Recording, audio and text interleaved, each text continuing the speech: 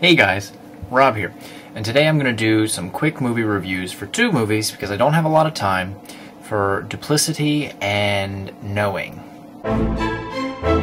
Movie Review by Rob.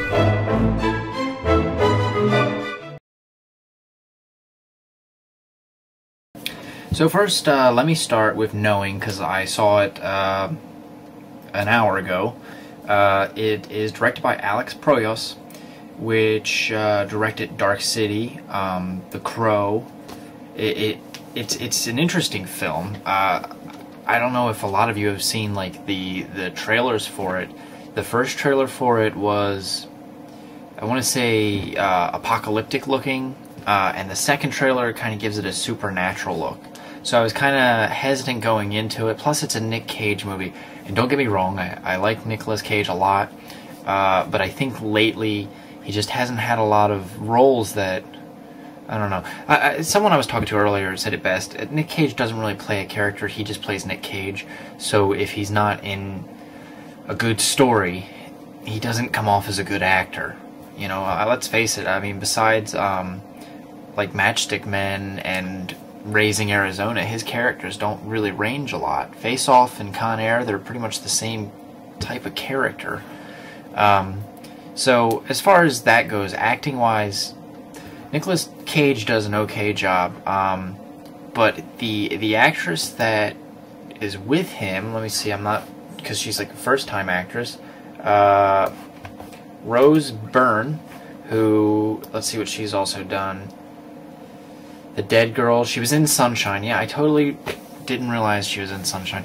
Her acting in this was not that great, and I mean, she's not on the screen a lot, and her character is kind of forced into the story and then ignored for the last half, so I don't know. As far as that goes, story structure, I think the concept is really interesting. If you don't know what it's about 50 years ago, 1959, a student put inside a time capsule for the year 2009 for a child to find a list of numbers, and the numbers correspond to disasters that have happened, and the amounts, like the numbers are the dates that they happened and the amount of people killed. So going into that, it's kind of interesting. Like, what if you had a list, and what if you knew that events were going to happen that you couldn't stop or could try to stop, you know? So that's basically Nick Cage on this quest to stop them, and as the story goes on. So the natural disasters aren't so much natural as they are, I don't know, man-made, stuff like that. But they're really cool and big in scale, but they're few and far between. And when this movie is all about, oh no, disasters are coming, what can we do? I felt like once you got to the first disaster, you needed to keep up the tempo or the pace of the film, and it just dragged again. And pacing's a big problem in this film. So I think if something needed to be worked on or something needed to be desired to be fixed, it would be the pacing on it, because it just drags way too much for what looks like in the trailer an action movie, but more so like a drama. You know, maybe sci-fi, I don't know. So, I don't want to give too much away about the movie. The film's ending it's decent, it's just, I think you have to be prepared for it. And, the graphics, the CG work and all are pretty good. And I just said, like, acting needs to be fixed a bit. The children do a good job.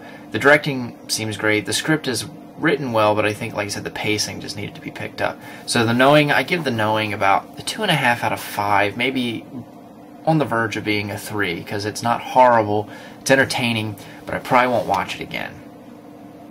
So that brings me to Duplicity, which is directed by Tony Gilroy, which you know wrote and directed Michael Clayton. So you're kind of going into this film with one of those expect to be confused. And I know a lot of people that came out of the theater with me were confused. I went into it knowing I was going to like have to follow it, so I wasn't too confused. But it stars Clive Owen, Julia Roberts, who I'm not a big fan of, actually. Nor Clive Owen. I mean, he's good in some films like Sin City and Closer, but he was also like in The International, which I didn't really care for. But it also stars Tom Wilkinson, who I'm a big fan of. Michael Clayton, again, he was in that. as well as Eternal Sunshine, which most of you know is one of my favorite films. So of course, you know, I think his acting's excellent, as well as Paul Giamatti. Now, the overall feel of the film is who did what. It's about it's like two corporations that are going after each other, and then you have Clive Owen, who's ex-MI6 agent, and Julia Roberts, who's ex-CIA, and they decide to team up and play both sides of these corporations to basically be the first one to find what this new product is and get it for their own personal gain by the time it is released, or before it's released. So it's kind of a fast-paced Ocean's 11 meets, I mean, Michael Clayton kind of has that feel where there's a lot going on. You're not going to know everything from the beginning. And that might lead to one of my complaints of the film. It's not a big complaint, but editing style chosen for this is the story structure is very scrambled. It jumps around a lot between present day and past.